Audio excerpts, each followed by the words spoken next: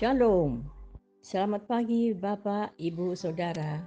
Terima kasih telah bergabung bersama kami dalam renungan harian Jemaat GKJ Bandung. Bersama kita akan mendengarkan firman Tuhan dan merenungkannya. Selamat pagi saudara-saudaraku. Selamat berjumpa dalam renungan harian hari ini Rabu 2 April 2025. Mari kita berdoa terlebih dahulu. Tuhan yang Maha Kuasa, kami akan mendengarkan dan belajar dari firman-Mu. Kami akan mendengarkan lalu melakukan. Tuhan yang Maha Mengampuni, supaya kami juga bisa memaafkan. Di dalam Kristus kami berdoa. Amin.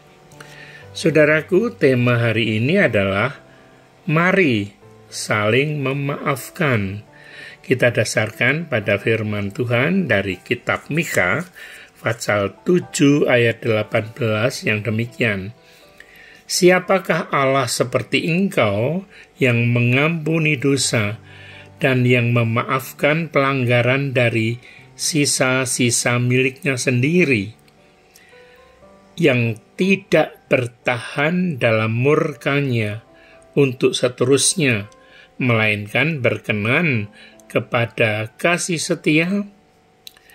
Saudara-saudara yang dikasihi Tuhan, di tengah suasana saudara-saudara kita sebangsa yang sedang merayakan hari kemenangan mereka dengan khusyuk berhalal bihalal, mari kita juga belajar untuk menyadari bahwa memaafkan itu juga ada pada kita.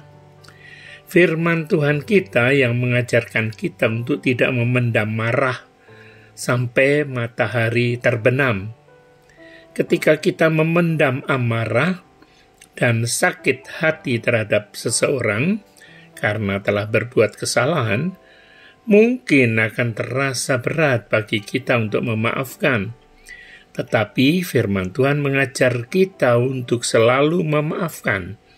Efesus pasal 4 ayat 32 menyatakan, "Tetapi hendaklah kamu ramah seorang terhadap yang lain, penuh kasih mesra dan saling mengampuni, sebagaimana Allah di dalam Kristus telah mengampuni kamu."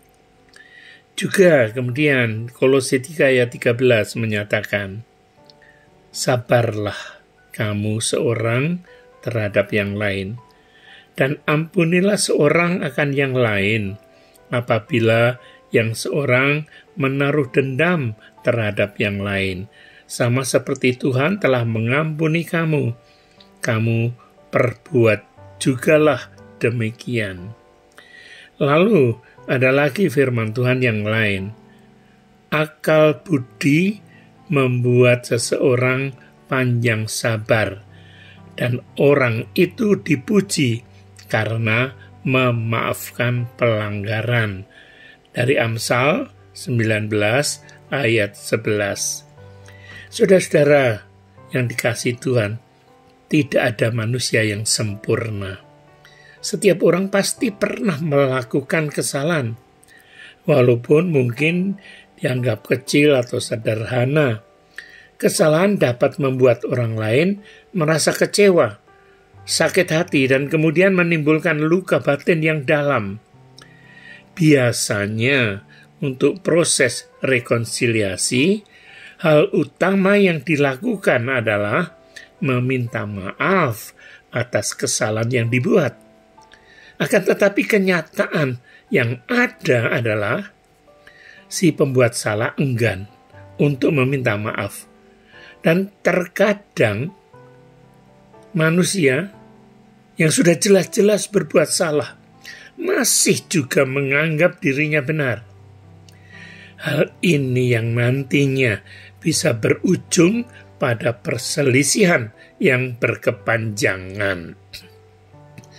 Saudaraku, meminta maaf dan memaafkan mungkin bisa dilakukan dalam waktu singkat. Tetapi melupakan kesalahan biasanya jarang dilakukan. Padahal untuk mewujudkan rekonsiliasi yang sejati, memaafkan dan melupakan kesalahan adalah dua hal yang harus berjalan bersama. Tanpa proses mau melupakan kesalahan, tidak mungkin ada proses perdamaian dan rasa saling memaafkan yang sempurna. Kita harus belajar untuk bisa memaafkan dan melupakan. Kita tidak hanya sekadar bisa memaafkan dan meminta maaf kesalahan kepada orang lain, tetapi juga belajar melupakan semua kesalahan yang terjadi. Dengan demikian, kasih yang sejati akan lebih mudah diberlakukan di dalam kehidupan kita. Amin.